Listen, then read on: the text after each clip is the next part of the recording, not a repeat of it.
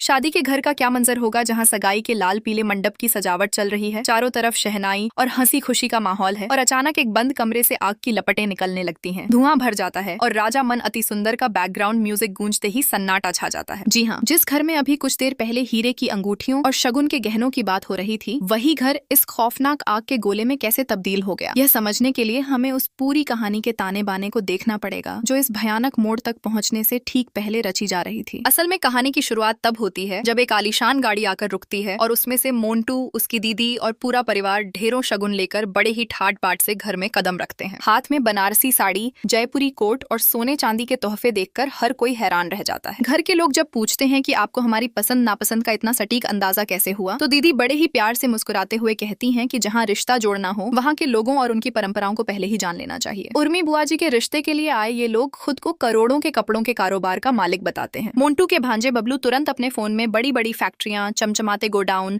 नया बन रहा फार्म हाउस और हाल ही में खरीदा गया ज्वेलरी शोरूम दिखाने लगते हैं। यह सब देखकर दादी और घर के बाकी बड़े बड़ों की आंखें चौंधिया जाती हैं और वे सोचने लगते हैं कि भगवान ने देर से ही सही पर छप्पर फाड़कर इतना अमीर खानदान भेजा है। पर इस पूरे खुशहाल माहौल के बीच घर की बहू आराध्या के मन में एक गहरा शक पैदा होता है। वह देखती है कि जो लोग सिर्फ पहली बार लड़की देखने आए हैं, उन्हें घर के हर छोटे बड़े सदस्य की पसंद, खान पान और आदतों की एक एक बारीकी कैसे मालूम है। जब आराध्या हिम्मत करके मोंटू से सीधे पूछ लेती है कि इतने बड़े कारोबार और इतनी उम्र के बावजूद आपने अभी तक शादी क्यों नहीं की, तो घर के बड़े बड़े उस पर भड़क उठते हैं कि बड़े लोगों के बीच में बोलने की तुम्हें क्या जरूरत है। लेकिन मोंटू बहुत ही शराफत का नाटक करते हुए एक झूठी और भावुक कहानी सुनाता है कि बचपन में माँ बाप के गुजरने और फिर जीजाजी के शांत हो जाने के बाद पूरी दीदी और भांजे की जिम्मेदारी उसी के कंधों पर आ गई थी। इसी संघर्ष और बिजनेस को खड़ा करने में उसकी उम्र निकल गई और अब जब भोलेनाथ की कृपा से सब सेटल हो गया है तो उसने शादी का फैसला किया है। मोंटू की दीदी बात संभालते हुए कहती हैं कि मोंटू ने कुकिंग कंपटीशन में जब आराध्या की समझदारी देखी, तभी से उन्होंने इस खानदान के बारे में पता लगाना शुरू किया और उर्मी जी का रिश्ता लेकर यहाँ आ गए। यह सुनकर घर के लोग मोंटू को सीधा, संस्कारी और मेहनती मानकर पूरी तरह उस पर फिदा हो जाते हैं। तभी उर्मी बुआ हाथ में चाय समोसे की ट्रे लेकर आती हैं और अचानक उनका पैर फिसल जाता है, पर मोंटू तुरंत उन्हें संभाल लेता है और बड़े ही फिल्मी अंदाज में कहता है कि अब आपको हर कदम पर संभालने के लिए मैं हूं ना, घबराइए मत। यह सब देखकर घर की चालाक महिला को जलन होने लगती है कि कहीं आराध्या के तीखे सवालों की वजह से यह सोने की चिड़िया जैसा रिश्ता हाथ से न निकल जाए। इसी बीच मोंटू का भांजा बबलू हर किसी के साथ तस्वीरें और सेल्फी लेने लगता है ताकि अपने सोशल मीडिया के फॉलोअर्स बढ़ा सके। तभी मोंटू की दीदी अपनी तिजोरी से एक खानदानी हीरे का हार निकालती हैं और कहती हैं कि यह मेरी सास का हीरा है जो मेरी माँ की निशानी है और वे चाहती हैं कि चट मंगनी और पट ब्याह हो जाए, क्योंकि 1 महीने बाद मोंटू को बिजनेस के सिलसिले में विदेश जाना है और वे चाहती हैं कि उर्मी भी उसके साथ दुनिया घूमे। दादी और घर के बड़े इस बात से फूले नहीं समाते और तुरंत हाँ कहने ही वाले होते हैं कि तभी आराध्या एक बार फिर बीच में आकर टोक देती है। आराध्या कहती है कि बुआ जी और मोंटू जी ने अभी तक एक दूसरे से ठीक से बात भी नहीं की है, एक दूसरे को जाना तक नहीं है, इसलिए इतनी जल्दबाजी में रिश्ता तय करना सही नहीं होगा। इस पर दादी और घर के बाकी लोग आराध्या पर बुरी तरह बरस पड़ते हैं कि यह तुम्हारा कुकिंग कंपटीशन का मंच नहीं है जहां तुम अपना ज्ञान बांटो, ये उर्मी के जीवन का फैसला है और इसे लेने का हक सिर्फ हमारा है। लेकिन ओमकार को भी आराध्या की बात में थोड़ा दम लगता है और वे बड़े ही आदर से कहते हैं कि जब आपने हमारे बारे में सब पता कर लिया है तो हमें भी अपने तसल्ली के लिए थोड़ी जांच पड़ताल करने का हक मिलना चाहिए। मोंटू और उसकी दीदी चालाकी से अपना बड़प्पन दिखाते हुए सारा शगुन और गहने वापस समेटते हैं